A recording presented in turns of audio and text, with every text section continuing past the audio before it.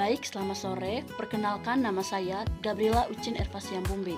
Saya mahasiswa keperawatan dari Unika Santo Paulus Ruteng. Jadi di sini saya akan memberikan penyuluhan atau edukasi terkait uh, pencegahan penyakit menular, yaitu penyakit kulit yang terjadi pasca bencana letusan gunung berapi. Jadi di sini penjelasan yang akan saya berikan yaitu yang pertama tentang penyakit kulit itu sendiri. Lalu yang berikut jenis-jenis penyakit kulit. Lalu yang berikut langkah-langkah untuk pencegahan penyakit kulit. Lalu yang berikut manfaat dan perawatan penyakit kulit. Lalu yang berikut cara mengatasi jika terjadi infeksi penyakit kulit. Selanjutnya yang berikut yaitu yang akan dilakukan untuk tidak terjadi penularan penyakit kulit. Baik, selanjutnya saya akan langsung pada pembahasannya. Setelah terjadi letusan gunung berapi, kita seringkali menghadapi masalah kesehatan kulit. Debu vulkanik yang tebal, gas berbahaya, serta suhu ekstrim dapat menyebabkan berbagai gangguan pada kulit kita. Dalam kesempatan ini, saya akan menjelaskan mengenai penyakit kulit yang sering muncul setelah bencana ini, yaitu bagaimana pencegahan, cara mengatasinya, serta bagaimana supaya penyakit kulit ini tidak menular. Baik, yang pertama jenis penyakit kulit yang mungkin muncul. Yang pertama yaitu penyakit kulit yang umum terjadi setelah letusan gunung berapi adalah iritasi kulit dan infeksi. Jadi debu vulkanik yang mengandung partikel-partikel halus dapat menyebabkan kulit menjadi gatal, merah, dan juga iritasi. Selain itu, jika debu ini terus menempel pada kulit, bisa mengganggu lapisan pelindung kulit dan memicu infeksi. Nah, kondisi lainnya yang sering ditemukan adalah kulit yang terbakar akibat paparan panas atau debu panas dari letusan gunung berapi. Jadi yang berikut yaitu langkah-langkah pencegahan. Jadi ada beberapa langkah-langkah yang bisa kita lakukan untuk melindungi kulit kita dari dampak negatif letusan gunung berapi. Yaitu yang pertama, mengenakan pelindung. Setiap kali keluar rumah, pastikan Anda menggunakan masker dan pakaian pelindung yang bisa menutup seluruh tubuh. Hal ini untuk menghindari paparan langsung terhadap debu vulkanik yang dapat merusak kulit. Jadi di sini kita memakai masker atau memakai pakaian tertutup agar kita terhindar dari masalah kulit atau penyakit kulit. Selanjutnya yang kita lakukan yaitu mandi dan membersihkan tubuh dengan sabun. Jadi setelah beraktivitas di luar atau setelah melakukan kegiatan-kegiatan lain, maka segera mandi untuk membersihkan debu yang menempel pada kulit. Nah, debu vulkanik bisa mengiritasi kulit. Jadi penting untuk membersihkannya secara cepat. Ya. Selanjutnya itu menggunakan pelembab. Debu vulkanik bisa membuat kulit menjadi sangat kering. Oleh karena itu, setelah mandi, pastikan Anda menggunakan pelembab atau lotion untuk mencegah kelembaban kulit agar tidak pecah-pecah atau gatal. Nah, selanjutnya menghindari paparan langsung terhadap sinar matahari. Jadi, setelah terpapar debu atau terkena api, hindari langsung terpapar sinar matahari yang dapat memperburuk kondisi kulit Anda. Baik, selanjutnya yaitu yang akan saya jelaskan yaitu cara mengatasi jika terkena iritasi atau infeksi kulit. Nah, jika Anda merasa kulit Anda mulai gatal, merah, atau terasa terbakar setelah terkena debu vulkanik, segera lakukan langkah-langkah berikut, yaitu yang pertama, cuci dengan sabun antiseptik, yaitu gunakan sabun antiseptik yang lembut untuk membersihkan kulit yang teriritasi. Selanjutnya itu gunakan salep anti-inflamasi. Jadi jika kulit Anda terasa gatal atau bengkak, Anda bisa menggunakan salep anti-inflamasi untuk meredakan peradangan. Baik, selanjutnya yaitu konsultasi ke tenaga medis. Jadi jika gejala semakin parah atau muncul pembengkakan yang tidak hilang, segeralah periksa ke dokter atau puskesmas terdekat. Baik, selanjutnya yaitu manfaat pencegahan dan perawatan kulit. Jadi di sini dengan melakukan pencegahan dan perawatan kulit yang baik, kita dapat mengurangi risiko terjadinya penyakit kulit yang lebih serius. Selain itu, kulit yang terlindungi dengan baik akan membantu tubuh kita tetap sehat dan mengurangi kemungkinan terkena infeksi. Ingat, kesehatan kulit adalah bagian penting dari kesehatan tubuh secara keseluruhan, terutama di masa-masa pasca bencana seperti letusan gunung berapi ini.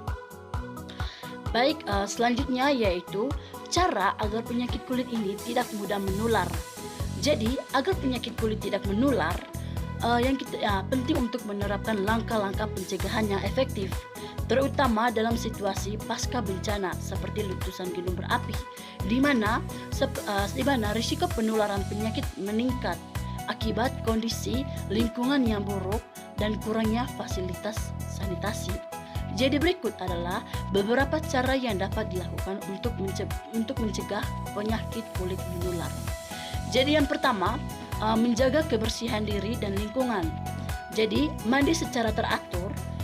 Setelah terpapar debu vulkanik atau kotoran lainnya, pastikan untuk mandi menggunakan sabun antiseptik seperti penjelasan yang sudah saya jelaskan tadi. Jadi untuk menghilangkan bakteri, kuman atau partikel berbahaya yang dapat menyebabkan infeksi kulit, maka kita harus mandi secara teratur. Lalu yang berikut, mencuci tangan dengan sabun.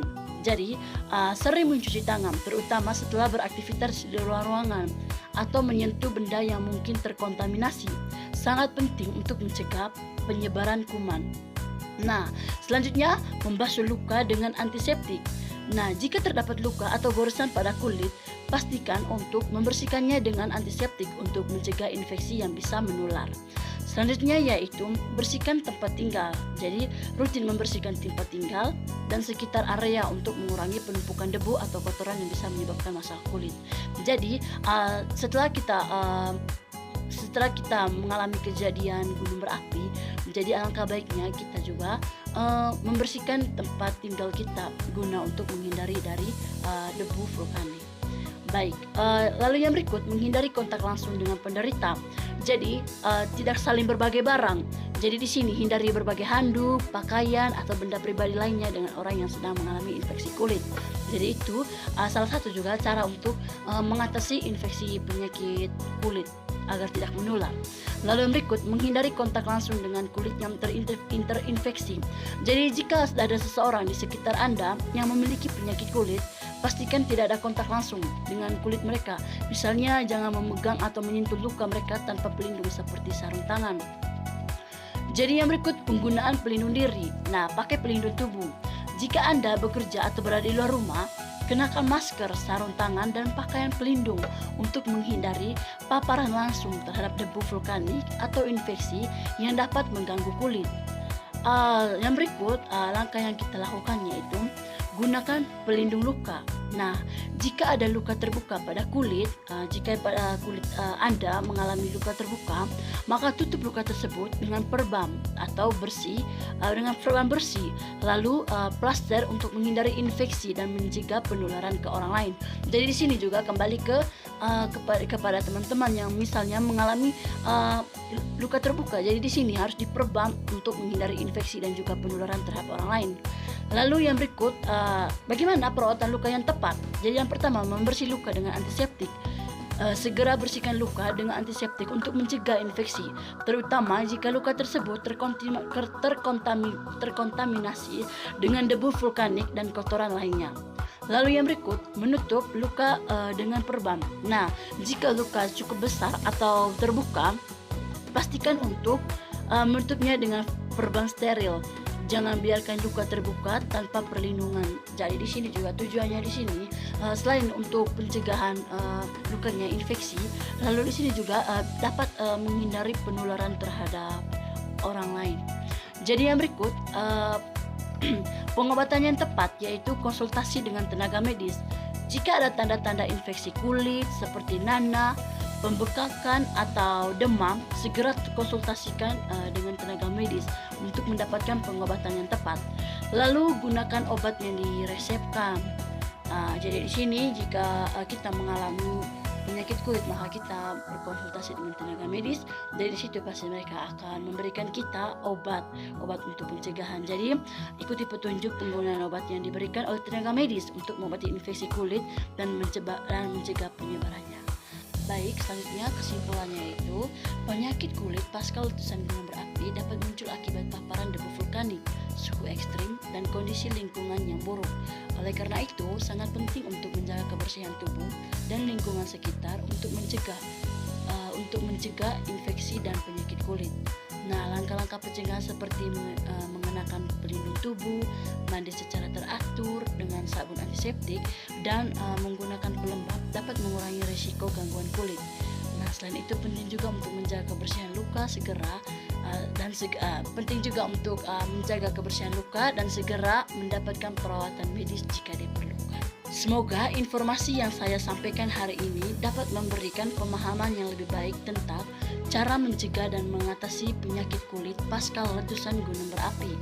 Mari kita bersama-sama menjaga kesehatan kulit dan tubuh kita dengan langkah-langkah yang telah dijelaskan. Ingat, pencegahan adalah kunci untuk menjaga kesehatan di masa-masa sulit. Jika ada pertanyaan atau hal yang belum jelas, silakan tanya di kolom komentar. Jangan ragu untuk bertanya. Terima kasih atas perhatian dan kerjasamanya. Semoga kita semua selalu diberikan kesehatan dan